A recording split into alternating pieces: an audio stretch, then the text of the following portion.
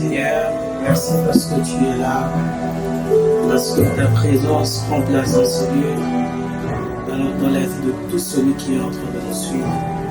Béni soit ton nom, Saint-Esprit, pour ta présence, nous t'accueillons et nous croyons que tu es là.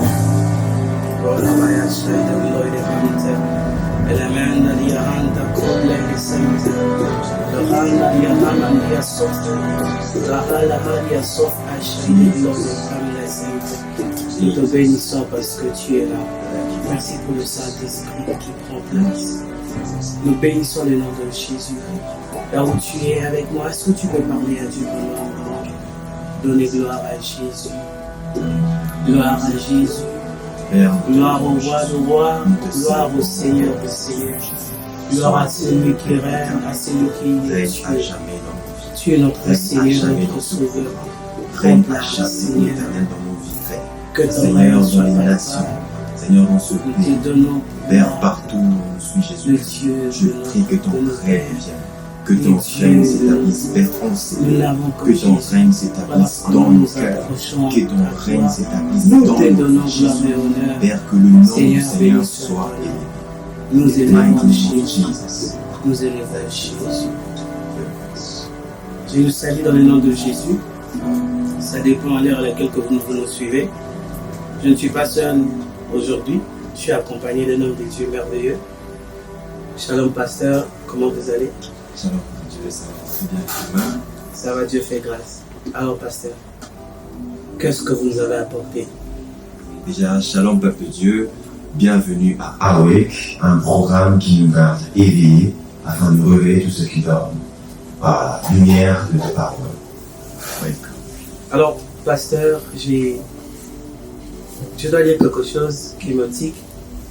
J'ai vu le thème qui est le réveil par l'intercession. Alors, la question que j'aimerais vous poser, la première question, pourquoi vous nous apportez le réveil par l'intercession? Alors, pendant un moment, le Saint-Esprit m'a parlé sur ce thème.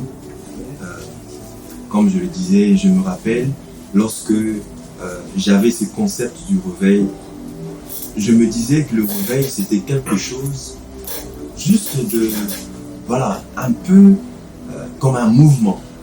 Le réveil, ce n'était même pas pour nous. Et quand je voyais le réveil, je me disais, est-ce que le réveil peut passer par moi? C'est quoi même le réveil? Et je n'avais pas une idée claire sur le réveil. Okay.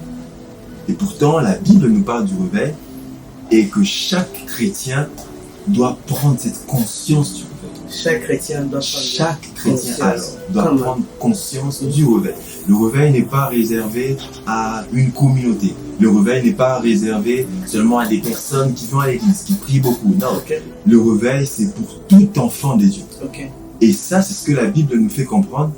Et ensemble, nous allons découvrir c'est quoi exactement le réveil selon le fondement biblique. Alors, pasteur, j'aimerais bien découvrir un peu parce que là, c'est un thème qui me tique et ça me pousse encore à être un peu plus.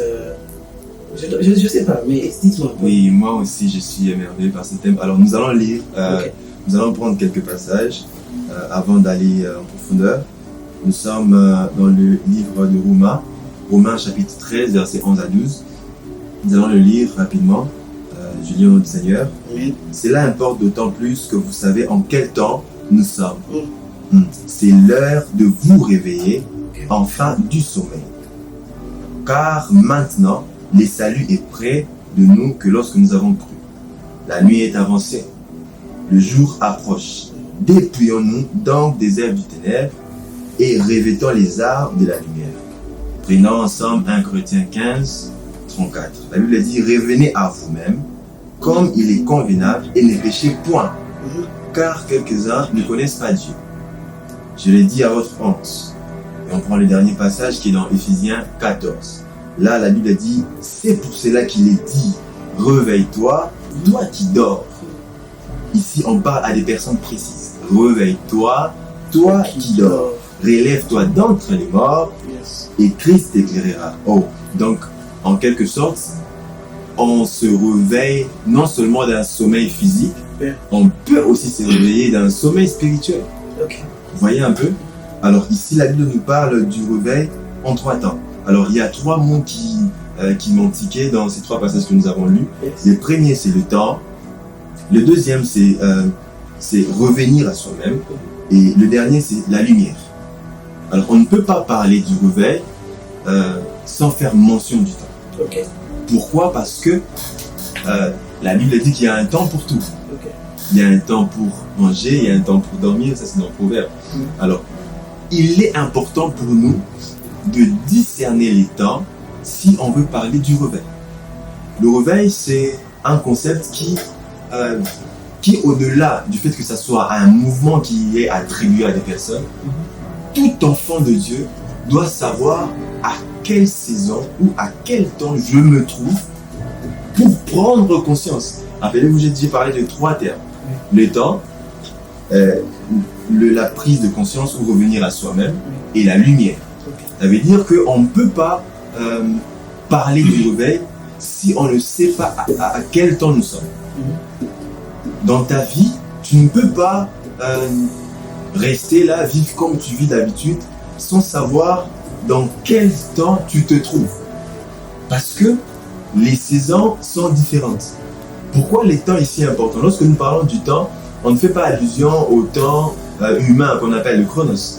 Parce que vous savez avec moi que le temps des dieux, c'est ce qu'on appelle kairos, et les temps des dieux, c'est les chronos. Alors les temps des dieux, c'est les temps que Dieu a fixés, en quelque sorte, qui s'alignent à toute personne et sa destinée sur la terre.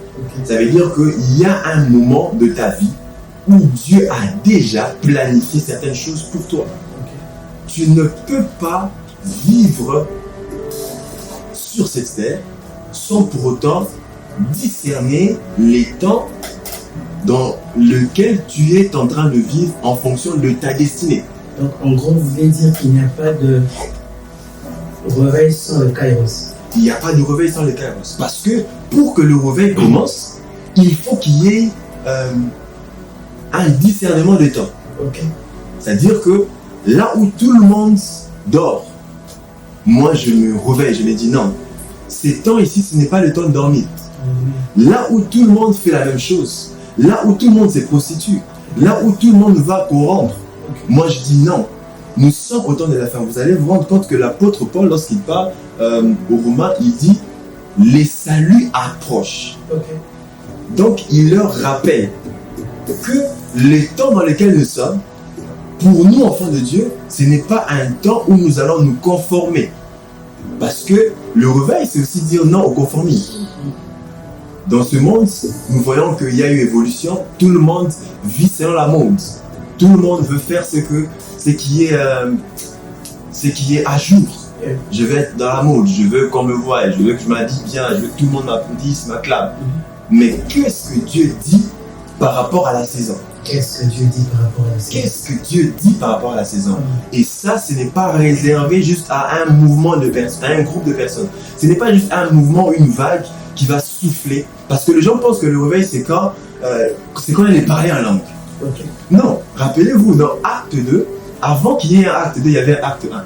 Comment? Acte 2, c'est quand le Saint-Esprit est descendu sur les apôtres. Ouais. Mais avant que le Saint-Esprit descende, il y avait ce qu'on appelle le moment où ils prennent conscience du départ. Parce qu'il y a eu ascension juste avant. Ouais. Alors, quand ils ont pris conscience que le Messie était en train de partir et il devait rester seul. Mais là, il y avait une mission pour eux. Alors, prendre conscience du temps dans lequel nous nous trouvons, c'est le premier pas pour commencer un réveil. Avant même de vivre la manifestation de l'Esprit, avant même qu'il y ait un acte 2, nous devons nous rendre compte qu'il y a un acte 1. Okay. Et dans cet acte 1, là, la Bible dit que les disciples étaient en train de communier ensemble, ils vivaient dans la communion fraternelle, dans la fraction du pain, et ils étaient en train de vivre dans la méditation, l'enseignement et la prière. Alors, toutes ces choses, ce sont les choses qui précèdent le mouvement de l'esprit. Ce sont des choses qui précèdent les dons. Ce sont des choses qui précèdent les manifestations qu'on retrouve dans le réveil. Alors, l'image que nous avons du réveil, c'est juste la manifestation du Saint-Esprit. Or, le réveil n'est pas juste là pour d'abord magnifier le Saint-Esprit. Le réveil est là pour ramener les cœurs des personnes qui sont égarées Yes. vers Dieu. Voilà pourquoi Christ dit, ma mission ici, c'est de ramener les cœurs de fils au Père. Oui. Et ça, Jésus-Christ, d'ailleurs, il a emmené un réveil. Parce qu'il est venu avec la grâce. Or, les Sanhédrins, les souverains sacrificateurs étaient figés dans la loi. Alors, pour emmener un réveil, il faudra discerner les temps, savoir dans quel temps nous sommes. Et bien aimé dans les Seigneurs, ne pensez pas que le réveil, c'est pour un groupe de personnes. Le réveil, c'est pour une église. Non. Rappelez-vous, nous sommes d'abord, nous, la première église, les temples du Saint-Esprit.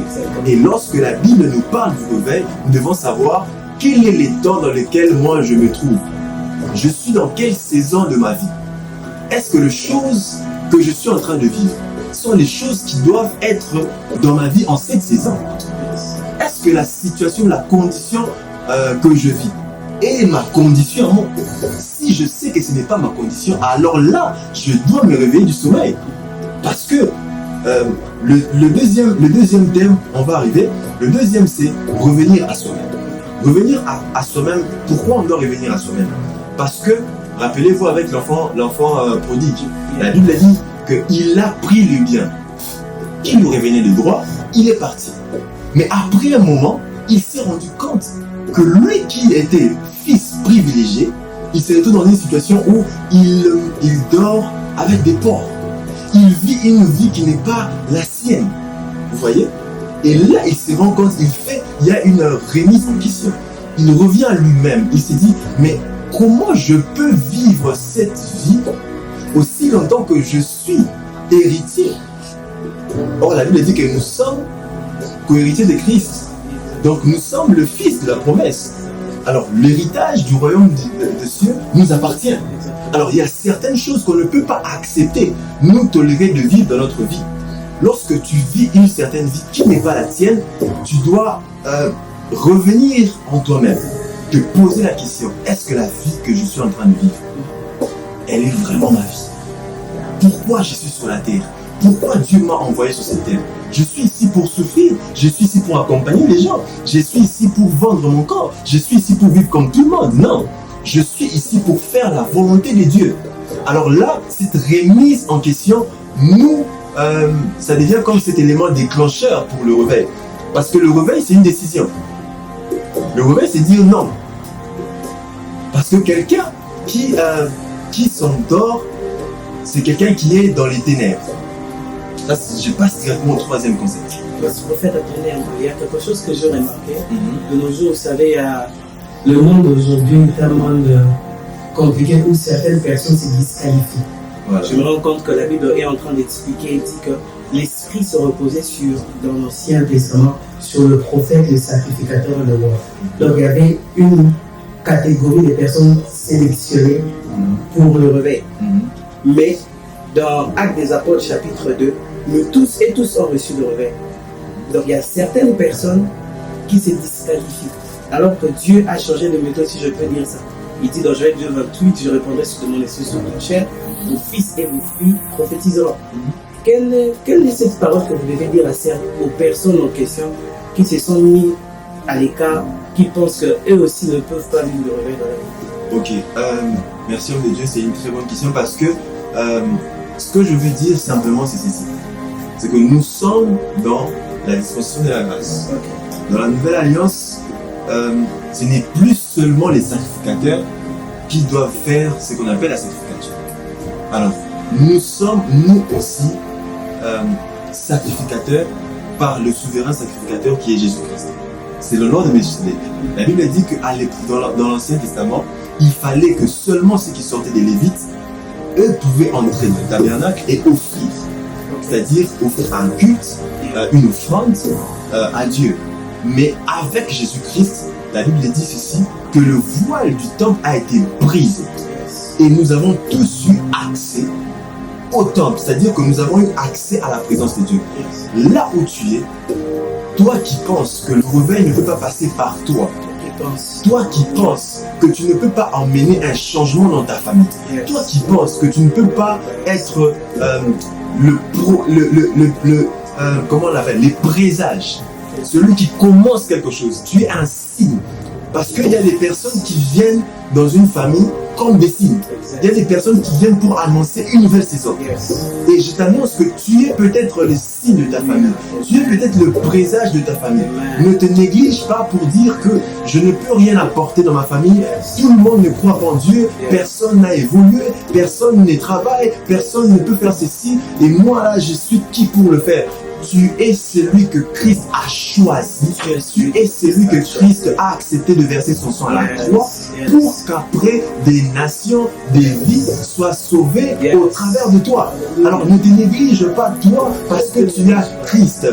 Voilà pourquoi le deuxième point, c'est aussi, ça fait référence aussi à la repentance. Il n'y a pas de réveil sans repentance. Revenir à soi-même, c'est reconnaître que l'on ne peut rien sur Dieu. Parce que dans le revenir à soi-même, parmi le point de la repentance, il y a ce qu'on appelle la reconnaissance d'abord du mal. Tu ne peux pas te repentir si tu ne sais pas que tu as commis un péché. Tu dois reconnaître le mal et ensuite, après avoir reconnu le mal, tu dois avoir cette douleur, c'est-à-dire la douleur du péché. J'ai commis un mal, j'ai commis un péché, tu dois avoir au plus profond de toi cette douleur-là qui te dit, ce que j'ai fait n'est pas correct. Pendant tous ces temps, je dois abandonner cette vie, prendre la décision d'abandonner. Ensuite, confesser et ensuite implorer le pardon de Dieu. Alors, dans ces processus de la repentance, nous voyons cette prise de conscience. Voilà pourquoi j'ai dit, il n'y a pas de réveil sans une prise de conscience. Il faut que tu reviennes à toi-même, que tu regardes, est-ce que ma vie ici est la vie selon les plans de Dieu? Est-ce que ma vie ici est alignée à la volonté de Dieu? Est-ce que ma vie est alignée au dessein de Dieu? Parce que la Bible dit dans Romains, ceux qu'il a prédestinés, il les a aimés d'avance, il les a choisis, il les a glorifiés et il les a justifiés. Donc l'Éternel t'a aimé en avance, il t'a justifié, c'est-à-dire il a payé le prix, il t'a rendu juste. Donc les actes dans les ordonnances qui t'ont condamné ont été brisés à la croix. Toi qui te négliges en cette soirée, j'aimerais te dire que tu es important et que Dieu peut faire des grandes choses avec toi. Nous, vous êtes en train de parler, moi le Seigneur m'a mis dans mon cœur que nous puissions juste lever nos mains et prier pour ces personnes qui se sentent culpabilisées par rapport à un péché, mais qui veulent vivre le réveil. Parce que je vois plusieurs personnes que le Seigneur me met dans une vision, plusieurs femmes qui veulent, que Dieu veut utiliser, qui veulent apporter le réveil, mais ils sont un peu culpabilisés. D'ailleurs, pendant que vous parlez, je parle à une destinée, je parle à une personne qui a été appelée dès la fondation du monde. Peu importe ce que tu as pu faire, peu importe là où tu es tombé, il y a un appel de Dieu. Il y a un sang qui crie plus que le sang d'Abel. Et c'est le sang-là, c'est le sang de Jésus. Ce sang-là crie en ta faveur. Là où tu es, j'aimerais juste que tu aies la foi. Je prie que le Seigneur puisse te capaciter, que le Seigneur puisse te donner la force afin de pouvoir sortir du ténèbre, sortir de là où tu es bloqué. Parce que le réveil, c'est une prise de décision. Le réveil, c'est le fait de dire non à une certaine vie, à un conditionnement qui est imposé par l'ennemi. Et le troisième point rapidement, homme de Dieu, c'est la lumière. On ne peut pas parler du réveil si on ne parle pas de la lumière. Pourquoi la lumière? Parce que celui qui est dans les ténèbres est comme englouti par les ténèbres, par les forces de l'ennemi. Je vais prendre le sommeil. On ne parle pas du réveil sans parler de l'assouplissement. Alors je parle du sommeil comme ce ténèbre qui nous engloutit. Parce que si vous lisez dans Ephésiens 5, on dit « Réveille-toi toi qui dors, réveille-toi d'entre les morts et Christ fera quoi? T'éclairera. » Donc ça veut dire que la mort ici fait référence aux ténèbres. Parce qu'on ne peut pas parler de la lumière sans parler du ténèbre. Il n'existe pas de lumière dans la lumière. La lumière doit aller là où il y a les ténèbres. Voilà pourquoi la Bible dit, lorsque Dieu est en train de créer, il dit que la lumière soit. Il n'y avait rien, il y avait les ténèbres. Au commencement, il y avait les ténèbres. L'Esprit de Dieu s'est nouveau laissé les autres, il n'y avait pas de lumière. Il fallait que la lumière vienne parce que là où il y a les ténèbres, c'est là où la lumière vient imposer son règne. Alors, là où nous sommes en train de chercher le réveil, il faut que la lumière vienne éclairer nos vies. On ne parle pas du réveil sans faire mention de la lumière. Alors, le ténèbre peut être le péché. Le ténèbre peut être cette ancienne vie qui te bloque. Le ténèbre peut être les conditions par lesquelles tu traverses. Des choses qui ne sont pas normales dans ta vie. Bien-aimé, tu ne peux pas te battre avec les ténèbres. Les ténèbres est spirituel. Je m'adresse à quelqu'un. Toi qui penses que tu peux te battre avec le ténèbre est spirituel. Le seul moyen pour vaincre les ténèbres, c'est recevoir la lumière. Le seul moyen pour vaincre les ténèbres, il faut avoir la lumière. Alors on ne peut pas impacter dans un réveil sans la lumière.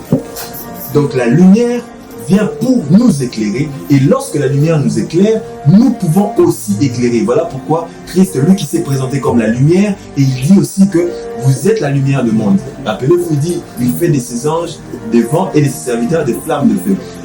Une flamme est là pour éclairer, pour embraser. On ne peut pas embraser les autres si nous-mêmes on n'est pas embrasés. On ne peut pas éclairer les autres si nous-mêmes on n'est pas éclairés. Donc le réveil ne peut pas exister sans la lumière. Donc, parmi les choses que nous devons retenir ici, c'est que nous avons besoin de discerner 1. Les temps, lorsqu'on parle du réveil. 2.